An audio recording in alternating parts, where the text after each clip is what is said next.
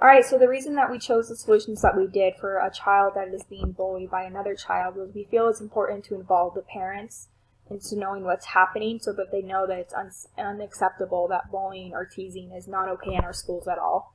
We also feel like we should incorporate the child into understanding the other child's culture more so that they can respect it more and understand it more.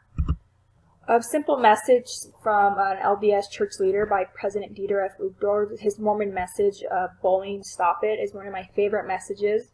It shows that even a small act of bullying can really hurt someone and really make them depressed, and it's important for us to learn that it's not okay to be mean to anyone, regardless of what they look like, act like, or dress like. Changes that can be made to the curriculum is to really emphasize the importance of respecting everyone and their views, culture, race, religion, how they act, how they dress, or anything else. If a student is bullying another student, it will not be ignored or taken lightly. It will be handled appropriately with the student's parents, and the victim.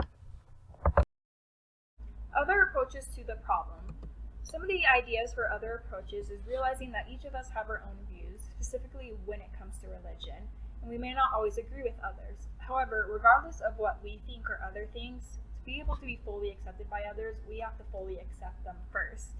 And some students may have religious purposes that they participate in, and even though religion is not merely allowed in school, students should still have the opportunity to pray in silence, not participate in a certain activity, or even wear a certain article of clothing without being bothered by another student or parents. Both of these were found in the Theories Corner of Week 3. The pros and cons of our solution would be some of the pros include if this is done appropriately, it can stop the bullying, and it can really be an eye-opener of how we are all culturally different and what makes us unique. However, some of the cons can be the student can still be defiant, the parents may not agree, the student being bullied may be depressed, and the student who is bullying may not agree with the student learning about that culture. Honestly, it all depends on the classroom and what's happening. If we do see bullying in the classroom, as teachers, we should be very aware of it and not just ignore it and treat it right away, because no student should feel like they are of any less value because of their religion, the color of their skin, the way they act, the way they talk, the way they dress, or anything else.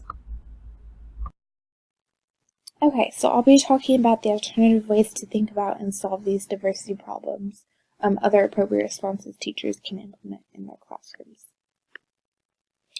So one thing that I think is really important is teaching students about diversity daily. If a situation like this does arise, when you're teaching students about diversity daily and about how to deal with it, they'll be equipped with the tools and knowledge to actually deal with it. Communicating openly, not hiding from the fact that something is different, because that can sometimes come across to students that it is bad. I think that church leaders do a really good job of teaching us to just love everybody. I think that that's a key point in our church to, accept everybody regardless of what they look like or dress like. It's not really our place to judge them, and we're counseled to act as a whole unit. And even in a classroom, you can positively reward students and whole classrooms, really, even when they act as a whole unit. And then I think for teachers, really not treating any students differently than another, because that can really cause strife and contention in the classroom.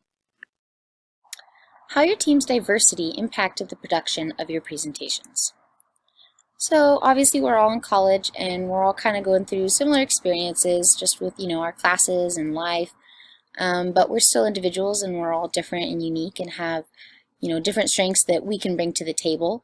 And I think that these scriptures really exemplify how just because maybe we're not all the same and we're all unique and have these, differences, that we're able to still come together to make a whole.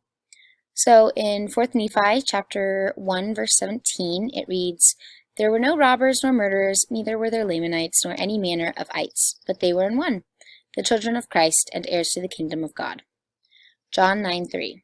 Jesus answered, "Neither hath this man sinned nor his parents, but that the works of God should be made manifest in him." And I just think that these scriptures kind of really exemplify how no matter, your age or race, your background, or whether you have a disability or not, we're all able to, come together and get done and accomplish, whatever it is that we need to be doing at that time, even if that's a group project.